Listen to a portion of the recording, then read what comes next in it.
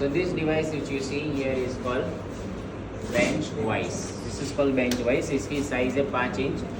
ये size 5 inch आप इससे बता सकते हैं because the width of this grip is 5 inches. उसके बेस पे डिसाइड होता है. आप लेने जाएंगे और पूछेंगे सर कितने साइज़ का चाहिए, तो आप बताएंगे भाई 5 इंच का चाहिए, तो ये इस हिसाब से होता है.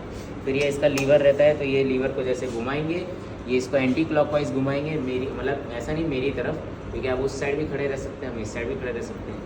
हमें क्लॉकवाइज एंटी क्लॉकवाइज पैटर्न जानना पड़ेगा. तो this is a anti clockwise pattern. Anti clockwise pattern में this opens up, right. This is the way it is being open. तो आप पूरा ऐसे कर सकते हैं. पता चला आप ऐसे पूरा नहीं कर सकते तो it has a different adjustment also. आप ऐसे करके भी इसको इस्तेमाल कर सकते हैं. ये पूरा ओपन हो सकता है. जितना आप पीछे देख रहे हैं इधर, उतना ही ये आगे और ओपन हो सकता है. तो this much plus this you add it goes upon this much. तो जितना इसका लेंथ है पीछे, उतना ही आगे बढ़ सकता है. फर्दर इसका भी एक टेक्निक होता है. फिर आप इसको क्लॉकवाइज घुमाएंगे तो ये फिर से बंद होने लगेगा. तो जैसे आप देख सकते हैं ये अच्छे से बंद हो रहा है. It's very nice thing which is being working in here. But the one thing which you should take care कि जब भी आप पाइप इंस्टॉल कर रहे हैं या कोई भी ऐसा चीज़ आप इंस्टॉल कर रहे हैं, तो इसमें थोड़े प्रिकॉशंस आपको रखने पड़ेंगे. कि जैसे आपको ये एडजस्टमेंट चाहिए, तो आपने इसको ऐसे बंद किया, ये नॉर्मल टाइट हुआ, पर इस पर आप हैमर नहीं कर सकते हैं. Then you have to tight it further. Okay, now this is reasonably tight, more than a reasonably tight.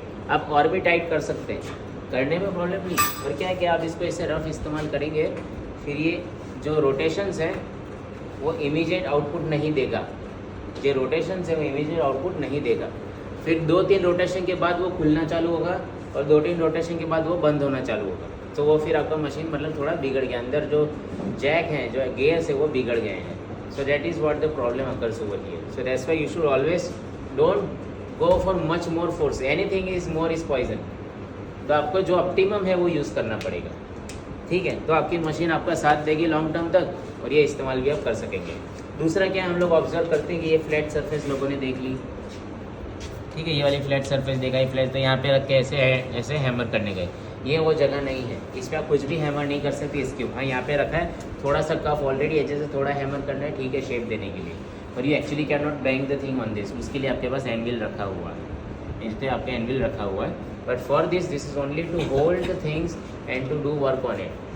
ठीक है, that is a little bit hammering you can do only on this surfaces, not directly on the bench vice, otherwise you will damage this thing. तो ये एक चीज़ होती है, ये हमेशा grounded होता है. कि ग्राउंडेड नहीं है तो आप इसका इस्तेमाल नहीं कर सकते हैं. ये पूरा गिरेगा और आपके पैर पे गिरेगा.